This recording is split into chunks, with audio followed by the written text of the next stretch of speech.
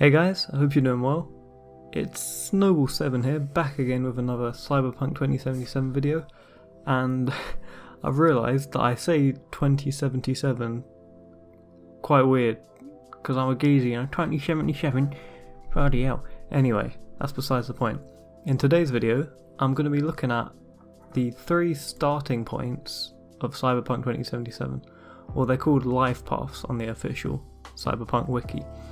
But what I'm talking about, if you don't know, is the corporate, the Nomad, and the street kid. Now these are pretty much the starting points for your character, their backgrounds, so to speak. So obviously the street kid, I'm guessing we're going to be looking at a poorer person, born in Night City, who lives in not the richest area. So we can assume that he's had quite a rough upbringing, or he or she, they have had quite a rough upbringing. And that will kind of play into the character in the game as a whole. I'm guessing it will give you different dialogue options or different interactions with characters, which will be really interesting. The corporate, guessing that just means rich person, or they had rich parents, so now they are rich, and they have rich friends, rich allies, they live in a rich part of the city, and yeah, just as I said, adds to all the dialogue options and different interactions with the world as a whole.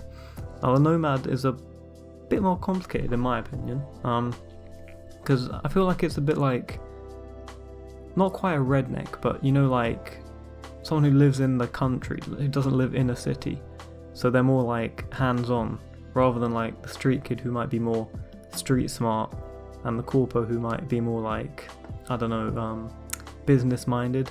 The Nomad's going to be more like fixing things and making things and stuff like that, which I think is interesting. So all 3 of these, instantly, as soon as you buy the game and load it up, you have free playthroughs already, which is really amazing. But yeah, I'm going to take a deeper look at each individual one of these life paths.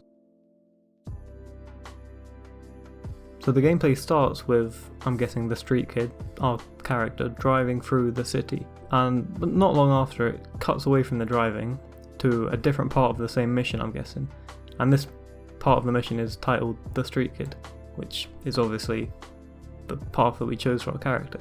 And from what I can gather in this clip, we are stealing a car.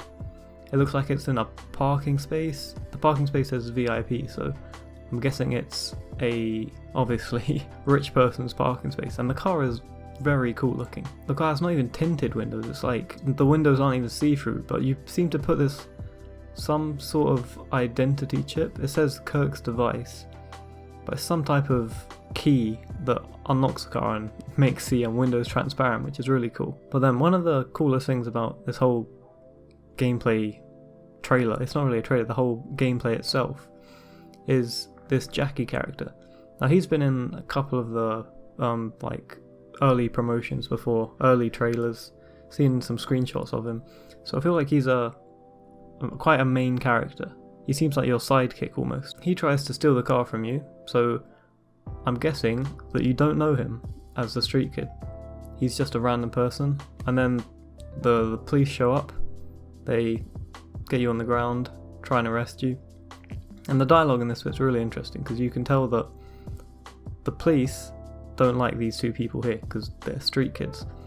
So you can imagine that this is how the interactions with the police will go during the game. So maybe for each life path that you choose, you might have different interactions with the police and other NPCs. As we can see here, the street kid, he's not getting talked to very nicely by the police, because obviously they're criminals, and the police are just saying how, he's calling them termites and they're born here and going to die here. So you can imagine that the street kid's been treated like this quite a lot, which might play into his character and how he interacts with people and the environment itself. And then the owner of the car, obviously, it looks like, comes out, talks to the police, but what's interesting here is it seems like the police know him, or they're employed by him, or something like that, because there's some dodginess going on. He tells them to just throw us into the river rather than arrest us, and the police seem to agree with that. It shows some corruption, but it's a dystopian future, so you can imagine it's gonna be corrupt as hell. That seems to be it for the street kid. Now onto the corpo, or the corporate. Now this one's interesting in how it starts, because it starts with you in a flying car, and you're flying over Night City. Now I've seen, or I've read somewhere, that you can't actually fly these cars yourself. They'll only be for cutscenes, maybe fast travel, I'm not too sure. But you can't actually control them yourself. But I just find it interesting that the corporate, the rich one, starts in a flying car. It says a lot about the world that they're in, because the rich person obviously has a nicer way of getting around, whereas the street kid just had to drive to where he had to go. And he lands on a basketball court where people are playing, and they don't seem happy with him, almost like they're used to being treated poorly by the richer people. And you beat up the people on the basketball court and head over to this club, and you walk inside the club where you meet Jackie. And when you meet Jackie in this one, it seems as though you already know him, because V says, "It's good to see you too." So obviously that means that V already knows who Jackie is. So it's interesting that in the Street Kid you don't know who Jackie is, but in this one you do.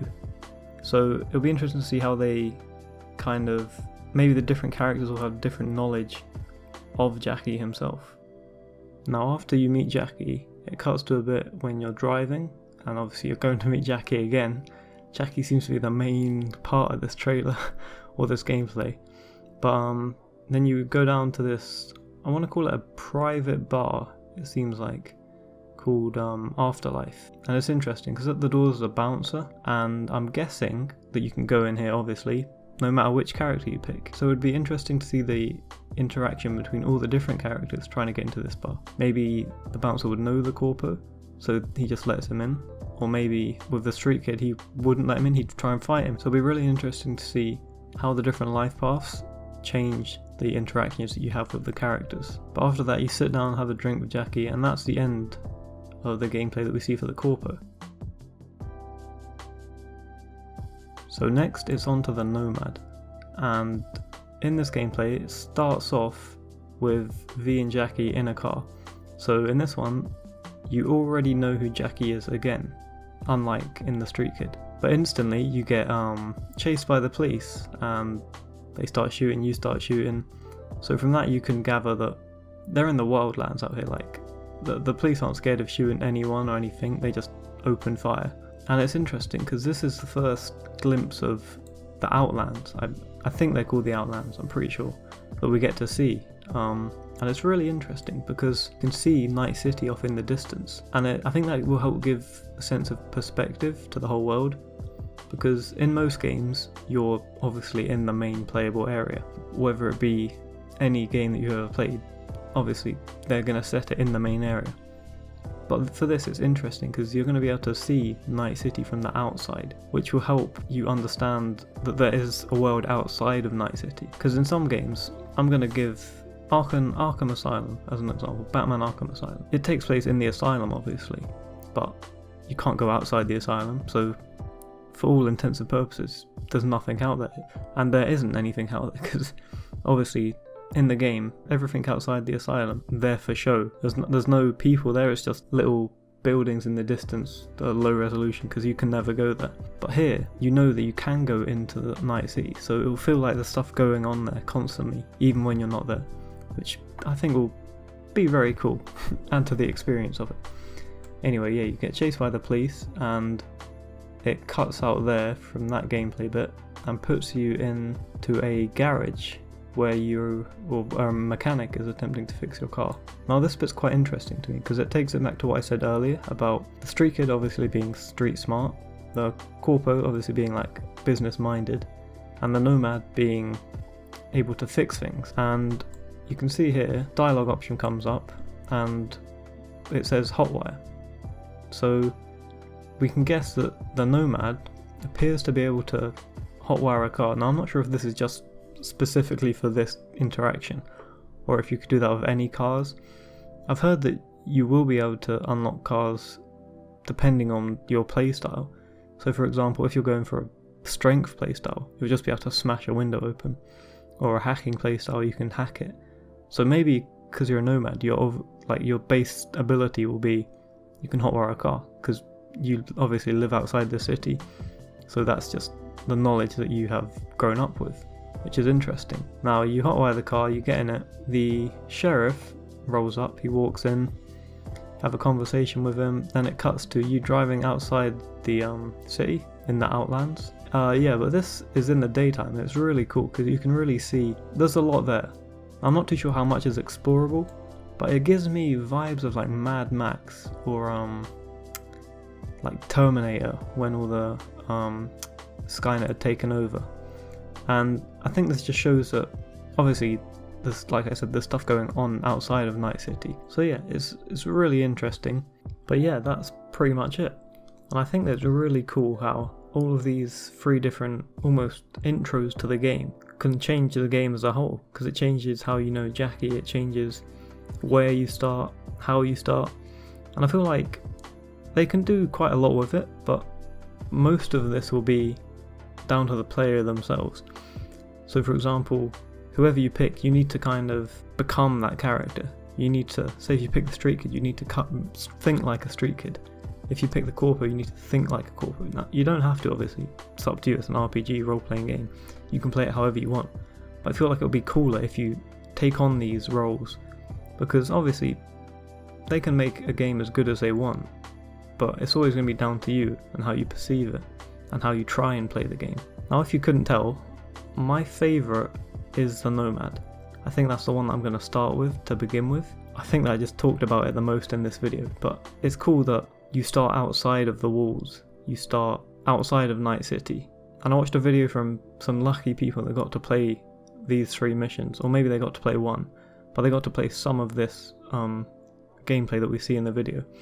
And they said that starting outside of the city as a nomad made you feel like you related more to your character, because obviously the corpo and the street kid, they both start inside Night City, so they already have lived there for most of their lives, if not all of it. But you as a player have never seen Night City before. But when you play the Nomad, just like you, the Nomad has no knowledge of Night City, so they go there for the first time, just like you, so it's easier to understand where your character is and who they're coming from, which I think is really cool. But obviously, Corpo and Street Kid, they're all going to be cool to play as, obviously. But yeah, it's just so cool that there's 3 already, as standard, when you buy the game, 3 different ways to play it. And obviously so many more with the different playstyles, like, it's just crazy to me, it's crazy. Because you buy some games for the same price tag with 1 story, that's it. But this you get 3, and it's branching narrative, it's just crazy to me. Anyway, hope you enjoyed the video. Hopefully I broke it down and it was understandable, not too much going off on tangents, but yeah. Don't forget to leave a like. If you're as excited for Cyberpunk 2077 as I am, subscribe, so I'll be bringing out a lot more content, and drop a comment below, let me know which life path you're going to choose, which is your favourite and why. I really want to know your guys' opinion. And I will see you in the next video.